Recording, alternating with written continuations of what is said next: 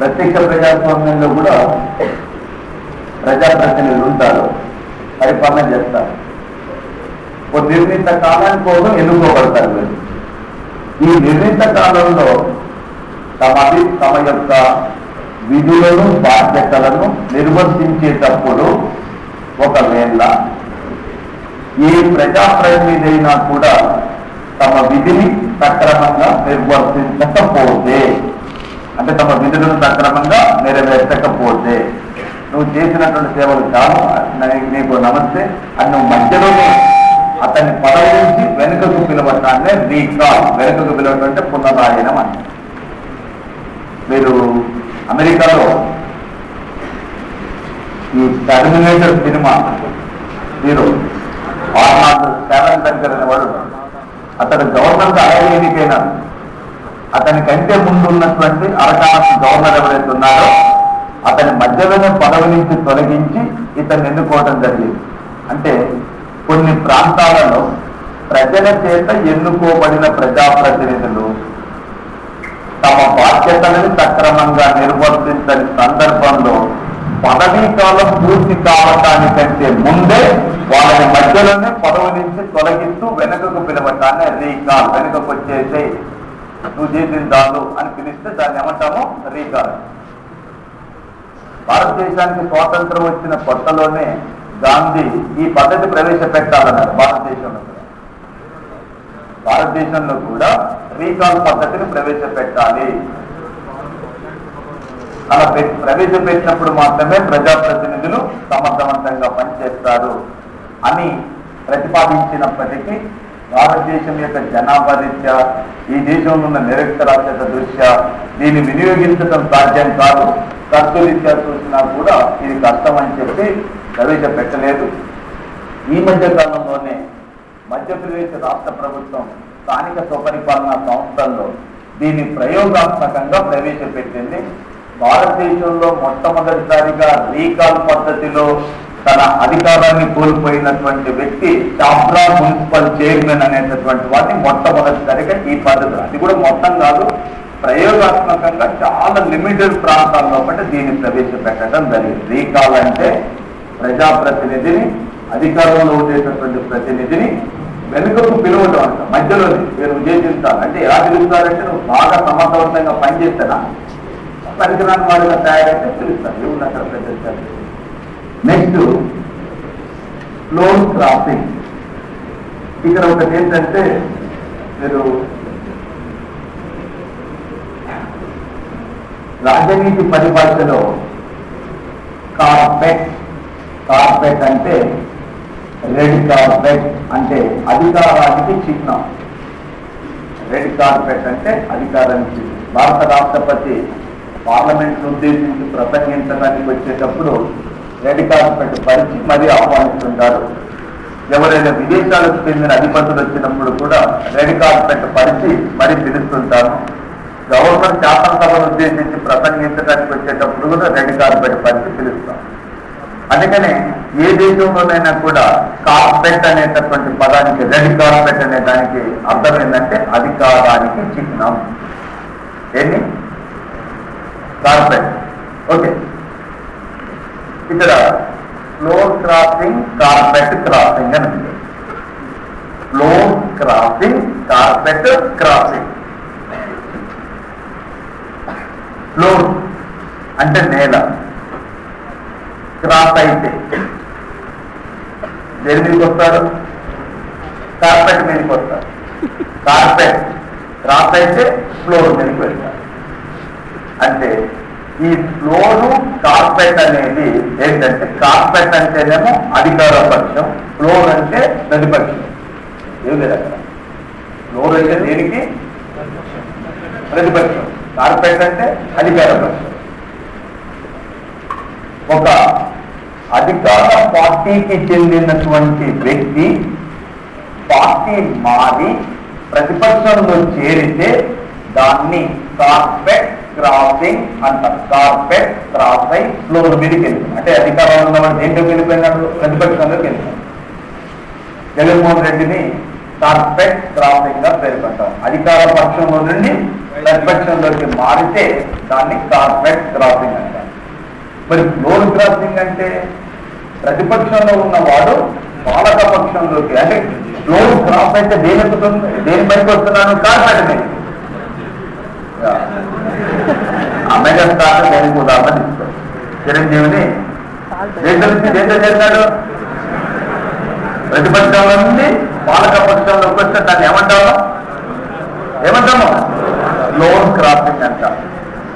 ఒకవేళ పాలక పక్షం నుంచి ప్రతిపక్షంలో చేరితే కార్పెట్. అర్థమైంది కదా? మీరు అక్కడ పదాలు కూడా చూసుకోవాలి. ఫ్లోర్ నేను అందుకనే చాలా సేపు మీకు వివరణ ఇచ్చేది. కార్పెట్ అంటే దేనికి చిహ్నము? అధికారం. కార్పెట్ క్రాస్ అయిందంటే దేని మీదకి వెళ్తాడు? నేల మీదకి వెళ్తాడు. అంటే ఎక్కడి నుంచి ఎక్కడికి పోతున్నాడు? అధికార పక్షం నుంచి ప్రతిపక్షం. Floor crossing. ఫ్లోర్ క్రాస్ అయితే దేని మీదకి వస్తాడు? కార్పెట్. అంటే దేంట్లోకి వస్తున్నట్టు? అధికార పక్షం.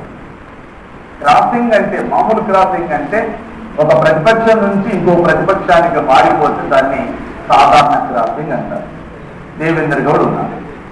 దేవేంద్ర గౌడ్ తెలుగుదేశం అనే ప్రతిపక్షం నుంచి టీఆర్పీ అనేటటువంటి ప్రతిపక్షంలోకి వెళ్ళి మళ్ళీ టీఆర్పీ అనే ప్రతిపక్షం నుంచి మళ్ళీ తెలుగుదేశం అనే ప్రతిపక్షంలోకి వచ్చినారు. దీన్ని ఏమంటాము? మామూలు క్రాసింగ్ అంటారు.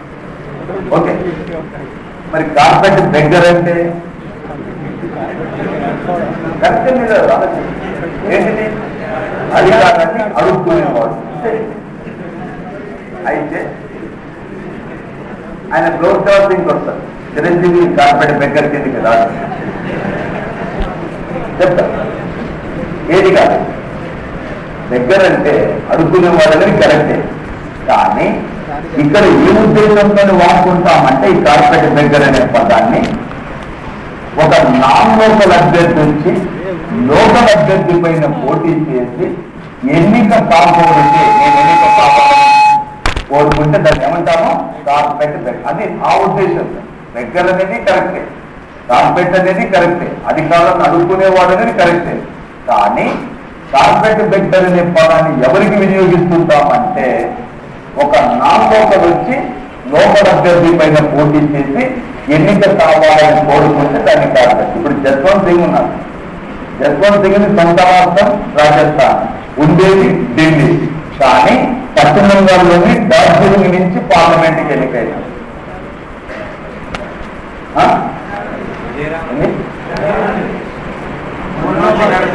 అజరుద్దీన్ చాలా మంది ఉన్నారు.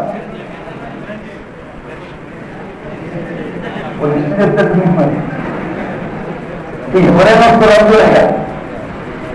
ఇందిరాగాంధీ గతంలో మెదక్ నుంచి ఎన్నికైనా, పివి నరసింహారావు వెళ్ళి మహారాష్ట్ర రామ్టెక్ నుంచి ఎన్నికైనా, లేక నంద్యాల నుంచి ఎన్నికైనా దీన్ని ఏమంటాము? అంటే ఒక లోకల్ అభ్యర్థి వెళ్ళి, ఒక నాన్ లోకల్ అభ్యర్థి వెళ్ళి లోకల్ అభ్యర్థి పైన పోటీ చేసి గెలుపొందాలని కోరుకోవటాన్ని ఏమంటాము? తర్వాత అందు పార్లమెంట్. అందు పార్లమెంట్ అంటే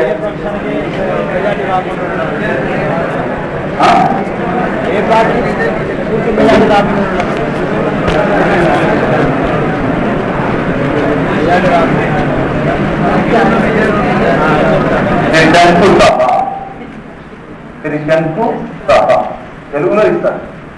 త్రిశంకు సభ, త్రిశంకు స్వర్గం అంటే అది ఇది కాకపోతే అదే ఇది కూడా.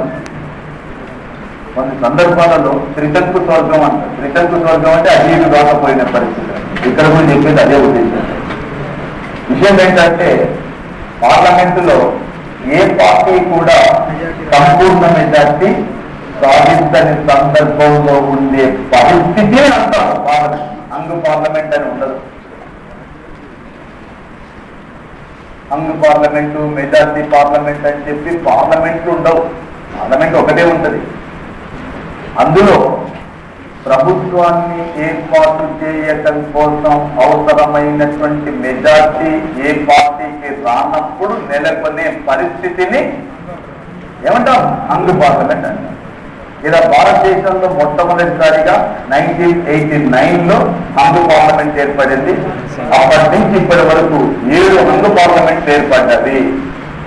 ఆనాటి నుంచి ఈనాటి వరకు కూడా 7 అంగు పార్లమెంట్ ఏర్పడింది.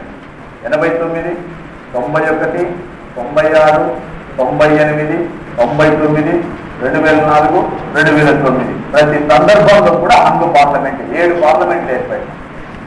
ఏ పార్టీ కూడా ఇప్పటి వరకు సంపూర్ణ మెజార్టీ రాలేదు. ఈ పరిస్థితినే హంగు పార్లమెంట్ గా పేర్కొంటారు. తర్వాత హార్స్ ట్రేడింగ్ అంటే గుర్రాల వ్యాపారాన్ని మనం ఏమంటాము హార్స్ ట్రేడింగ్ అంటే కరెక్టే అండి. హార్స్ ట్రేడింగ్ అంటే ఏంటండి?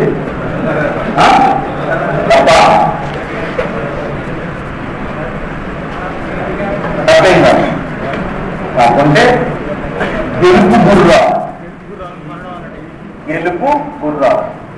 గెలుపు గుర్రాలని ఎందుకు వస్తుందంటే దీనికి లింక్ ఏ పార్టీకి సంపూర్ణ మెజార్టీ రాని సందర్భంలో లేదా హంగు పార్లమెంట్ ఏర్పడినప్పుడు ఎవరైనా ప్రభుత్వాన్ని ఏర్పాటు చేయటం కోసం అవసరమైన మెజార్టీని సాధించటం కోసం జరిపే బేరసారాలనే ఆసక్తి. ఏం లేదు అందులో. హంగు పార్లమెంట్ ఏర్పడింది. ప్రభుత్వాన్ని ఏర్పాటు చేయాలంటే మెజార్టీ కావాలంటే సభ్యులు కావాలి. ఆ సభ్యులని కొనుగోలు చేయటం కోసం జరిపే బేరసారాలే ఇప్పుడు 2009లో మన్మోహన్ సింగ్ ప్రభుత్వం పైన విశ్వాస తీర్మానం ఆయన ప్రవేశపెట్టుకున్నప్పుడు ఒక బ్రదరు 1200 కోట్లు తీసుకొని మరొక బ్రదర్ 1000 కోట్లు తీసుకొని బయలుదేరారు. ఒక బ్రదరం ప్రభుత్వాన్ని పడగొట్టాలి, ఇంకో బ్రదరం నిలబెట్టాలి. ఈ టైంలో ఆంధ్రప్రదేశ్ సంబంధించిన ఒక పార్లమెంటు సభ్యుడు కేవలం 30 కోట్లు తీసుకొని ప్రభుత్వానికి అనుకూలంగా ఓటేసినారు. 30 కోట్లు మాత్రమే. ఈ అన్ని ఎందుకనవసరం? మీ హెల్త్ తెలిసినప్పుడు అందరూ పేరు తీసుకొని ఓటేసినారు. అంటే ఏం చేసినట్టు ఇక్కడ ప్రభుత్వాన్ని నిలబెట్టుకోవడం కోసం ఏం చేస్తున్నారయ్యా? అప్పుడు కొనుగోలు చేస్తున్నారు. ఎవరిని? సభ్యులని. దేనికోసం? గెలవాలి అంతే. జనరల్ గా ఈ పదాన్ని హార్స్ ట్రేడింగ్ అనేటటువంటి పదాన్ని బాగా వెలుగులోకి వచ్చింది కారణం ఎందుకంటే ఇదేనమాట. శాసనసభలో కానీ పార్లమెంటులో కానీ ఏ పార్టీకి సంపూర్ణ మెజార్టీ రానప్పుడు ప్రభుత్వాన్ని ఏర్పాటు చేయాలంటే కావలసిన మెజార్టీని సంపాదించడం కోసం సభ్యులను కొనుగోలు చేయుటకు జరిపే బేరసారాలు. సభ్యులను కొనుగోలు అందుకే నేను ఏమన్నా గెలుపు గుర్రాలంటే వాళ్ళనమాట. అంటే వాళ్ళు వస్తేనే ప్రభుత్వం ఏర్పాటు అవుతుంది కాబట్టి. రైట్. నెక్స్ట్ సంకీర్ణ ప్రభుత్వం అంటే 2 అంతకంటే ఎక్కువ పార్టీలు కలిసి ఏర్పాటు చేసే ప్రభుత్వాన్ని సంకీర్ణ ప్రభుత్వం. హంగు పార్లమెంట్ ఒకటేనా 2 వేరువేరా? వేరువేరా?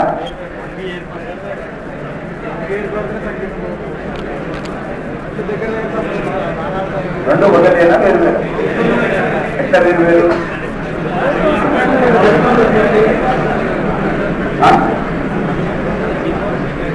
ఎందుకు వేరువేరు?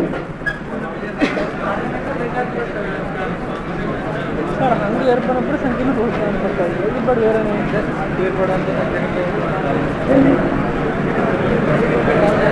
సాహిత్యం చెప్పాలని అర్థం చెప్పదచ్చు. ఎందుకు 2 వేరు వేరు చెప్పండి. ఏదో చెప్పండి.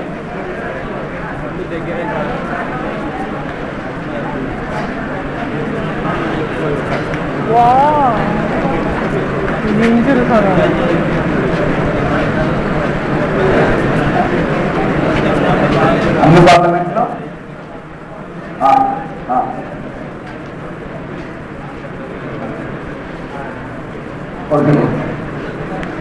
విషయం ఏంటంటే అసలు దొంగపాలు అన్ని పార్లమెంట్ వేరు.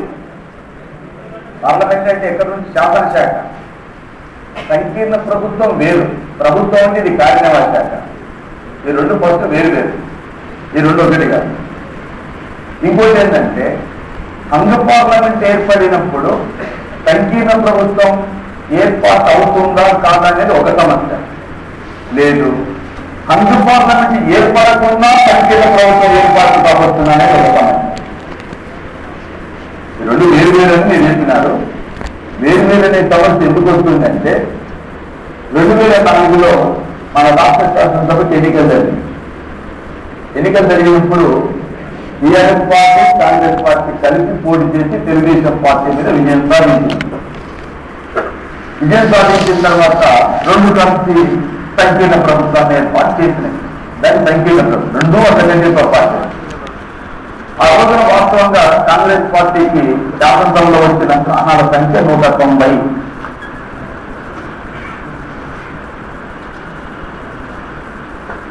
స్థానాలు వచ్చినాయి. మెజార్టీ ఉందా? మెజార్టీ లేదా? 294 190 మెజార్టీ మైనార్టీ అంటే మెజార్టీ. అయినా కూడా ఏ ప్రభుత్వాన్ని ఏర్పాటు చేసినారు? సంకీర్ణ ప్రభుత్వం. కొద్ది రోజుల తర్వాత టీఆర్ఎస్ పార్టీ తన మంత్రిమండలి నుంచి అంటే రాజశేఖర ప్రభుత్వం నుంచి వైదొలిగింది. వైదొలిగినంత మాత్రంగా కాంగ్రెస్ ప్రభుత్వం పడిపోయిందా? లేదే. వాళ్ళిద్దరూ ఎన్నికల కంటే ముందు కుదుర్చుకున్న ఆలయాన్ని అనుసరించి ఎన్నికలు జరిగిన తర్వాత ప్రభుత్వాన్ని ఏర్పాటు చేసినారు. ఓకే,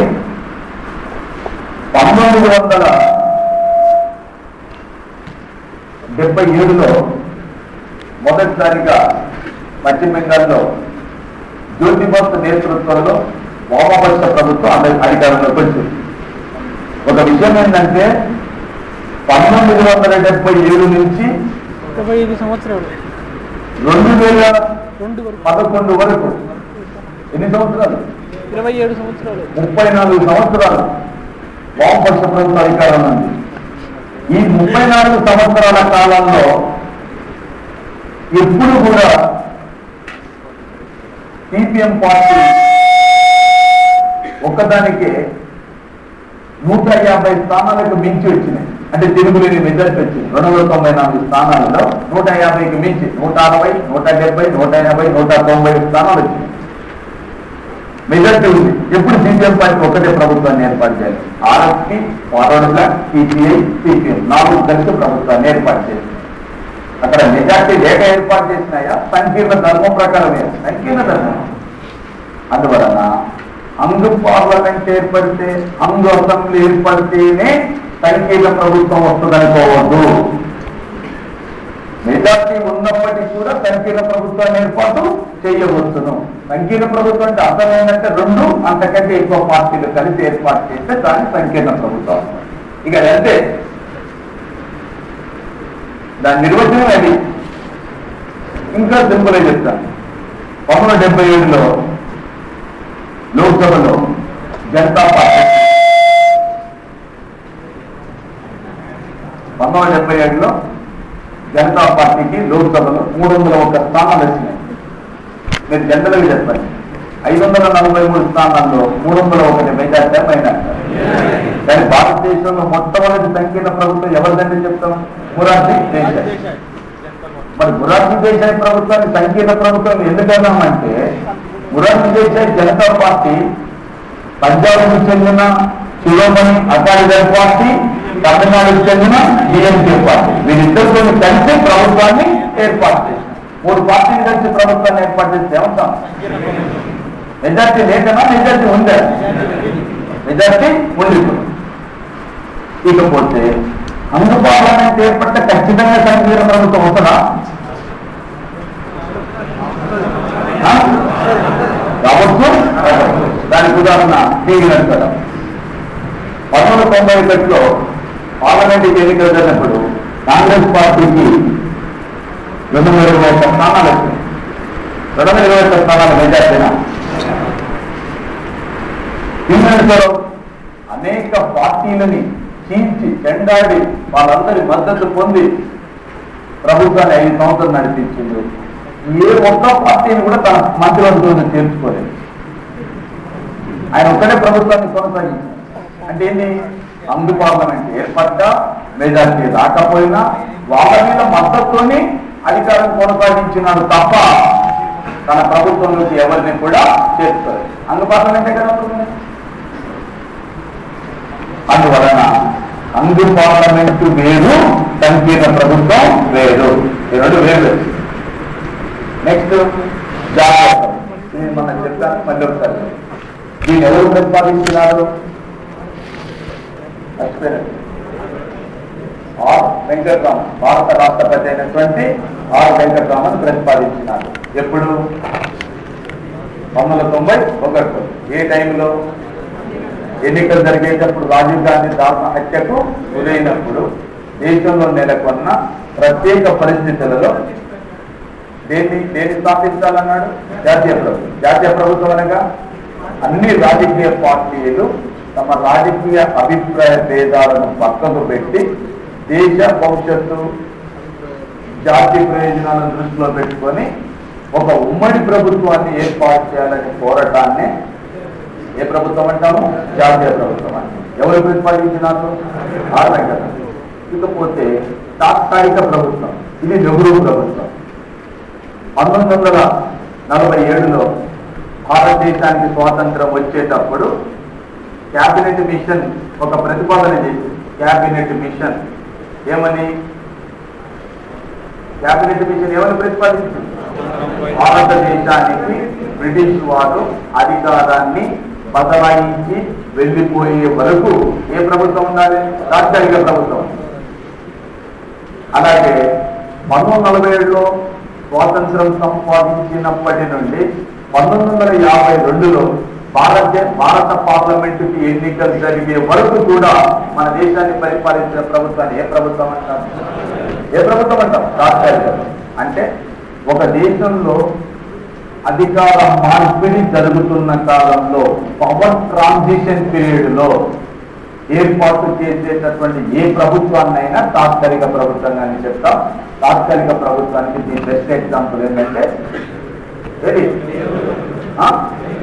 నెహ్రూ ప్రభుత్వం. నెక్స్ట్ మీరే చెప్పండి.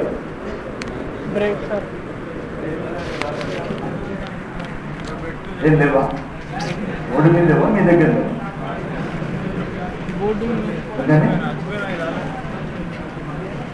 ఓకే సార్, ఇంకా చాలు సార్.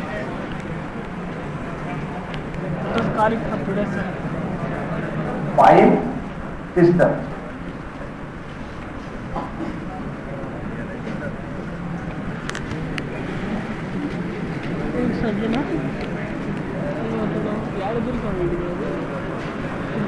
ఫైవ్ సిస్టమ్ అనగా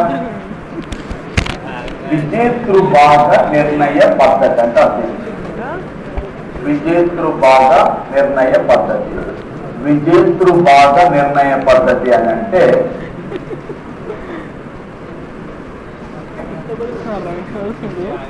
దేశంలో కానీ రాష్ట్రంలో కానీ ఎన్నికలు జరిగిన తర్వాత ఏ పార్టీ అయినా అధికారంలోకి వచ్చినప్పుడు, అంటే ఎవరైనా ప్రభుత్వాన్ని ఏర్పాటు చేసినప్పుడు ప్రభుత్వంలో కీలకమైన పోస్టులలో తమకు అనుకూలమైన వ్యక్తులను నియమించుకోవాలని కోరుకుంటాం. సర్వసాధారణంగా ప్రభుత్వంలోని కీలక పోస్టులలో తమకు అనుకూలమైనటువంటి వాళ్ళని నియమించుకునే ప్రయత్నం చేస్తారు.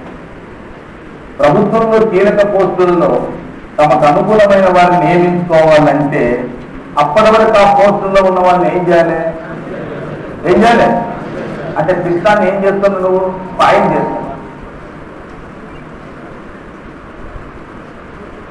అంటే వేరే ఏం లేదు. కాకుంటే భారతదేశంలో కొంచెం తక్కువగా ఉంటుంది, అమెరికా దేశంలో ఫుల్ ఉంటుంది.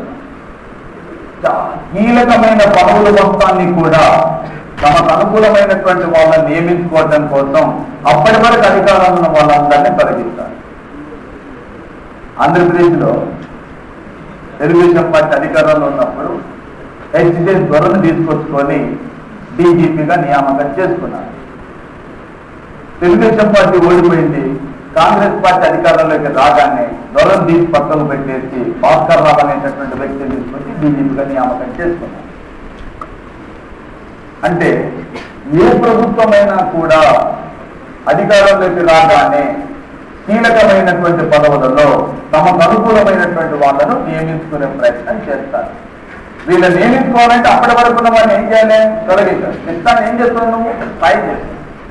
అందుకోసం దాన్ని పాయింట్స్ ఇస్తామని చెప్పి చెప్తారు. విజేతులు బాగా విజేత అయినటువంటి వాడు తన భాగాన్ని నిర్ణయించుకునే పద్ధతి. Okay, next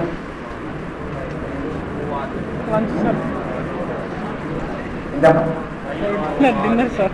lame duck session, వైభవాన్ని లేమ్ డక్ సెషన్ రెండు వేరు.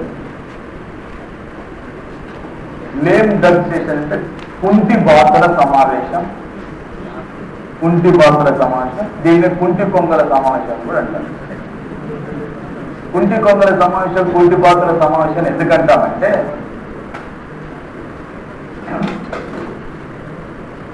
ఈ నెక్స్ట్ ఎన్నికలు జరుగుతాయి అనుకోండి, శాసనసభ లేదా పార్లమెంట్ 2014 ఎన్నికలు జరుగుతాయి. ఎన్నికలు జరిగిన తర్వాత కొత్త సభ్యులు ఎన్నికవుతారు. ఈ కొత్త సభ్యులు ఎన్నికైన తర్వాత వాళ్ళు మొదటి సమావేశం జరపాలి. కొత్తగా ఎన్నికైన సభ్యులు మొదటి సమావేశం. ఆ మొదటి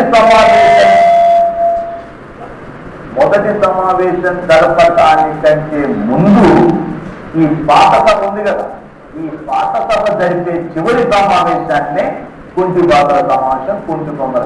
ఎందుకు అంటున్నారు అన్నట్టంటే ఇందులో కుంటి ఇవన్నీ ఎందుకు వచ్చినాయి, ఆ పదం ఎందుకు వచ్చినాయి అంటే ఇందులో ఓడిపోయిన వాళ్ళు, డిపాజిట్ కోల్పోయిన వాళ్ళు రకరకాల వాళ్ళు ఉంటారు. అది అసలు విషయం. కొత్త సభకి ఎన్నికైనారండి, కొత్త సభ రావాలి, ఆ సభ సమావేశం జరగాలి. జరగటానికంటే ముందు పాత సభ ఏ సమావేశం జరుగుతుంది? చివరి సమావేశం. ఆ చివరి సమావేశాన్ని లేమ్ డక్ సెషన్ గా పేర్కొంటారు. ఎందుకంటున్నామంటే ఈ సభలో, ఈ పాత సభలో ఓడిపోయిన వాళ్ళు, డిపాజిట్ కోల్పోయిన వాళ్ళు, నానా రకాల వాళ్ళు ఉంటారు ఇందులో. కాబట్టి వాళ్ళని ఈ పేరుతోని పిలవడం జరుగుతుంది. వైభవ వామి అంటే వైభవ, మీ భాషలో చెప్పాలంటే వైభవ ఎందుకు జరుగుతాం? ప్రాజెక్ట్ రిపోర్ట్ మీద రిపోర్ట్ వైభవాన్ని ఎందుకు జరుగుతాం? ప్రాజెక్ట్ రిపోర్ట్ మీద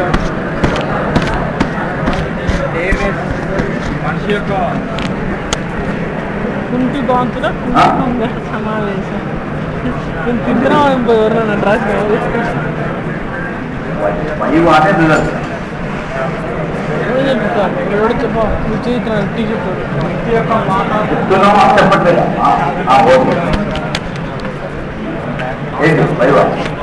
సార్ వదిలితే భోజనం చేస్తాను, మీరు కాదంటే నిద్రపోతాం.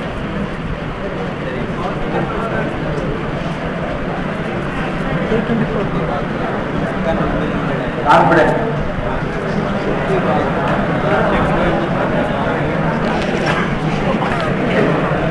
నువ్వు ఎప్పుడు తిన్నాడా?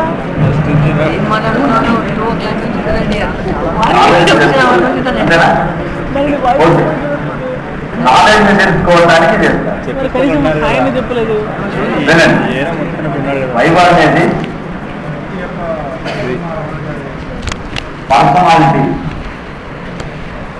పర్సనాలిటీని పరీక్షించడం కోసం జరిపేటటువంటి మౌఖిక పరీక్ష. ఒక వ్యక్తి యొక్క వ్యక్తిత్వాన్ని కొన్ని ప్రశ్నలు వేసి అంచనా కట్టడానికి చేసేటటువంటి ప్రయత్నాన్ని వైభవ వాక్య అంటారు. ఇప్పుడు మీకు ఇంటర్వ్యూ జరుగుతారు. ఇంటర్వ్యూ జరిపేటప్పుడు కొన్ని ప్రశ్నలు వేస్తారు. మన వార్త ఏంటంటే ఇంటర్వ్యూలో నా నాలెడ్జ్ని టెస్ట్ చేస్తున్నాను, అందుకోసమనే ప్రశ్నలు వేస్తున్నారు, నేను సమాధానం చెప్తున్నాను, దీనికి ఫైనల్ ఇది కాదు. ఇది చిన్న అంశం. దీనికంటే ఇంపార్టెన్స్ ఏంటంటే ఒక ప్రశ్న నేను వేసినప్పుడు ఆ ప్రశ్నకు నువ్వు స్పందించే తీరు, నీ విశ్లేషణ, నీకు ఇచ్చే ముగింపు, ప్రతి అంశాన్ని కూడా నీ హావభావాలన్నింటినీ కూడా అంచనా కడుతుంటారు. ఇంటర్వ్యూలో అందరూ నిన్ను ఒక్కొక్కరు ఒక్కొక్క అంశానికి మార్కులు వేసుకుంటూ పోతుంటారు. మీరందరూ ఏమనుకుంటారు? జనరల్గా నన్ను ప్రశ్న అడిగిన నేను పర్ఫెక్ట్ సమాధానం చెప్పిన అయిపోయింది. నన్ను ప్రశ్న అన్నిటి చెప్పిన కదా, ఒకటి రెండు ప్రశ్నలు తప్ప అన్నిటి ప్రశ్నలకు అది కాదు. ఇంటర్వ్యూలో నువ్వు ఒక అంశాన్ని నీకు ఇచ్చినప్పుడు దానిపైన ఇప్పుడు మన వల్ల చాలా మంది ఇంటర్వ్యూ తెలియదు. నువ్వే ఆర్థిక శాఖ మంత్రి అయితే భారతదేశంలో ద్రవ్యోల్బణాన్ని అరికట్టడానికి ఏం చేస్తావు? లేదు.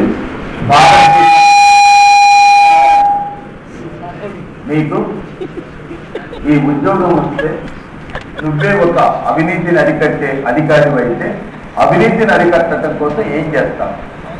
ముందు భోజనం చేస్తాం సార్ మేము. అనగానే నువ్వు నాకు తెలుస్తా ఈ అవినీతి వాళ్ళు మొత్తం కూడా దేశాన్ని దోచుకు తింటున్నారు, ఒక్కొక్క నిలబెట్టి కాల్చిపడారు సార్ అన్నవాళ్ళు. అంటే ఆ టైంలో మనం స్పందించే తీరుని చూస్తాం. అలాగే నేను ఏదైనా ప్రశ్న అడిగినాను, నువ్వు సమాధానం చెప్పాలి. నీకు విషయం తెలియదు. నేను అడిగిన ప్రశ్నకి నీ దగ్గర సమాధానం లేదు, నీకు తెలియదు ఆ విషయం.